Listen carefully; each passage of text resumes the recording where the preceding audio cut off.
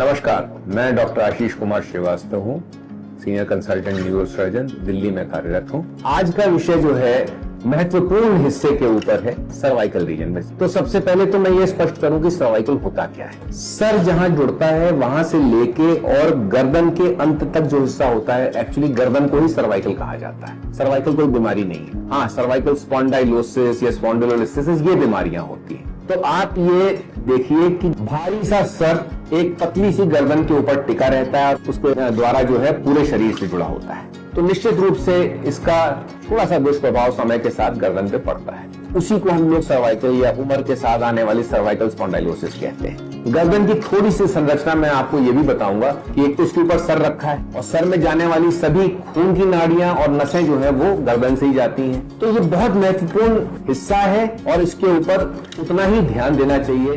तो एक तो जो है इसकी संरचना क्या है। 7 हड्डियों से सर्वाइकल रीजन बनता है और ये हड्डियां स्पाइनल कॉलम बनाती हैं। इसके अंदर से दिमाग से आने वाली सभी नसें जो है वो स्पाइनल कॉर्ड के रूप में आती हैं और शरीर से जाने वाली सारी नसें जो है वो भी स्पाइनल कॉर्ड के थ्रू दिमाग तक पहुंचती हैं। तभी ना पूरा संपर्क बैठता है, आदेश और निर्देश आते हैं और सूचना ऊपर जाती है। इसके अतिरिक्त क्या होता है गर्दन के अंदर? गर्दन के अंदर शुरू करते हैं हड्डियों से। जो चीज इतनी ज्यादा चलती है और इतने भारी सर को संभाले हुए है और हमारे धड़ के हर मूवमेंट के साथ गर्दन हिलती है, तो उसमें डिजेनरेशन भी जल्दी आएगा, जोड़ भी जल्दी घिसेंगे और इसका प्रभाव सर्वाइकल रीजन की हड्डियों पे, कॉलम पे पड़ता है। हड्डियों के बीच में जो डिस्क होती है वो अगर पीछे की तरफ चली जाए तो आप समझ सकते हैं कि पूरा स्पाइनल कॉर्ड जा रहा है। जरा सा भी प्रेशर अगर स्पाइनल कॉर्ड पे पड़ेगा तो हमारे शरीर की सभी नसों पे उसका प्रभाव दिखेगा। खून की नाड़ियां जो मस्तिष्क में जाती हैं वो भी यहीं से जा रही, तो वो नाड़ियां यदि जो है समय के साथ कड़ी होने लगे, सख्त होने लगे, जिसको हम एथेरोस्क्लेरोसिस कहते हैं या प्लाक फॉर्मेशन कहते हैं, तो खून जो है जो दिमाग में जा रहा है वो भी कम हो जाएगा, तो स्ट्रोक होने के चांसेस होते हैं। इसके अतिरिक्त जो मांसपेशियां हैं, तो ये मांसपेशियां जो है लगातार तनाव के कारण थक भी जाती हैं और वो थकान का जो दर्द होता है वो गर्दन में भी होगा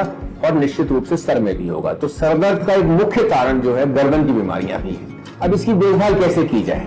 देखभाल करने के लिए ये एक चलने वाली हमारा हिस्सा है शरीर का, तो इसको जितना हम चलाएंगे उतना ही ये स्वस्थ रहेगा। तो नियमित रूप से व्यायाम करना अति आवश्यक, नहीं तो सर्वाइकल वो बीमारी जल्दी होगी और ज्यादा गंभीर होगी, जिसका दुष्प्रभाव हमारे शरीर पे, हाथों पे, पैरों पे पड़ेगा। इसके अतिरिक्त मांसपेशियां हैं। मांसपेशियों को आराम दिलाने का एक तरीका मालिश होता है, एक तरीका थोड़ा गर्मी देने का होता है, एक थोड़ा उसमें रक्त का प्रवाह अच्छा रहे, ब्लड सर्कुलेशन अच्छा रहे, इसके लिए भी मालिश करना, गर्दन चलाना और ध्यान रखना अति आवश्यक है। इन सभी चीजों को देखते हुए एक तो हम अपने जीवन में गर्दन की मुद्रा का ध्यान रखें, किस पोजीशन में रहती है, आड़े तिरछे ना सोएं, उसको आड़ी तिरछे गर्दन को ना रखें और नियमित रूप से व्यायाम करें, इतना कि हमारी मांसपेशियां चलती भी रहें लेकिन विश्राम भी मिले और एक्सीडेंट इत्यादि से उसको बचाएं। गर्दन में जो हमारे अंग हैं जैसे कि हड्डी, स्पाइनल कॉर्ड, खून की नाड़ियां, नसें,